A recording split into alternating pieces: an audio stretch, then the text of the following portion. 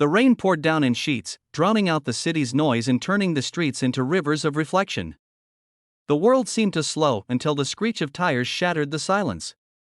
A woman stepped back too late, the headlights blinding her.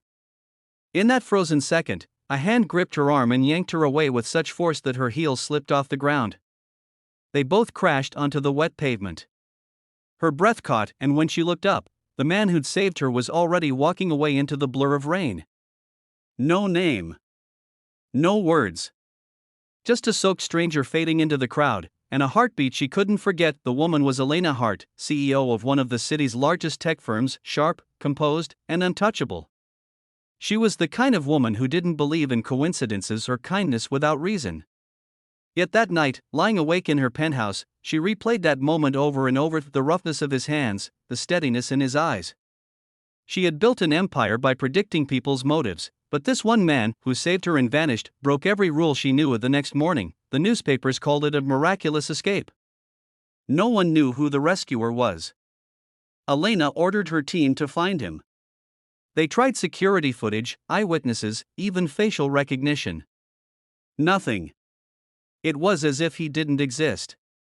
But he did. A single dad named Jack Miller, living 2 subway lines away, fixing cars in a dusty corner garage to feed his little daughter, Lily. He hadn't told a soul what happened that night. To him, saving someone wasn't heroic. It was instinct. He'd seen too much loss already, his wife gone too soon, his world narrowed to one small hand he held every morning. Days passed, then weeks. Elena threw herself back into work, but something inside her had shifted.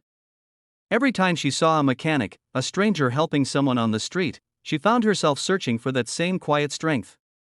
Until one evening, her car broke down in the very same rain, under the same gray sky. Her driver had taken leave, and for the first time in years, she had to wait on the roadside. A small, modest garage nearby caught her eye. She stepped inside, and there he was. Jack looked up from under the hood of a car, wiping his hands with a rag. Their eyes met, and for a moment, time folded. He didn't recognize her at first. To him, she was just another customer. But Elena felt it instantly, the calm, the quiet steadiness that had pulled her from death's edge. "You," she whispered. Jack froze. "Sorry, do I know you?"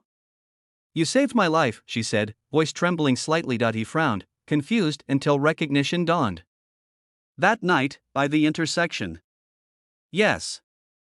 Her lips trembled with a faint smile. "You disappeared before I could even thank you." Jack shrugged, embarrassed. "Didn't think it mattered. Anyone would have done the same."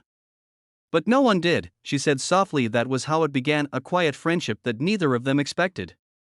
Elena visited the garage more often, sometimes under the pretext of a checkup for her car, sometimes just to talk. Jack was reserved, almost painfully humble, but his laughter when he spoke of his daughter was like sunlight through the clouds. She met Lily soon after, a bright, curious little girl with her mother's eyes and her father's warmth.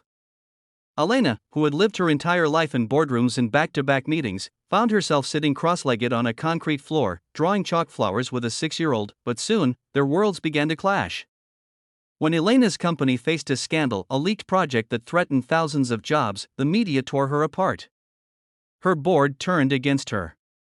Investors fled. And the one man who never cared about her title or reputation was Jack. He found her sitting outside his garage one night, her usually perfect composure cracked. "You don't have to fight it alone," he said, sitting beside her on the curb. "I don't know how," she whispered. "When I'm not in control, I'm lost." He smiled faintly. "Then let someone else drive for a while." In the weeks that followed, Jack's small acts of care rebuilt something in her that money never could. Trust. He taught her how to let go, even just a little. She helped him too, quietly funding Lily's school tuition without his knowing at first. But when he found out, his pride flared. "I don't want charity," he said. "It's not charity," she replied, eyes fierce. "It's gratitude." For days, he avoided her. But when Lily fell sick one night and needed urgent care, Elena was the first at the hospital, still in her business suit, holding the little girl's hand while Jack filled out papers. That night broke the wall between them completely. After Lily recovered, Jack came to her office, not the garage, not the street, and stood before the woman who once seemed untouchable. "You don't owe me anything," he said quietly. "I know," she said, stepping closer. But maybe I owe myself the chance to thank you properly. They never defined what they were. Friends, maybe more, two souls who found peace in each other's presence. Months later, Elena's company survived the scandal, stronger than ever. At a press conference, she was asked what inspired her comeback.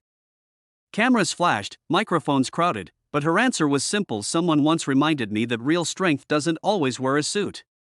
Sometimes it wears grease-stained hands and smiles through exhaustion. I wouldn't be standing here today without him. The audience applauded, unaware that a man in the back, wearing a simple flannel shirt, holding his daughter's hand, quietly smiled before turning to leave. He didn't need the world to know.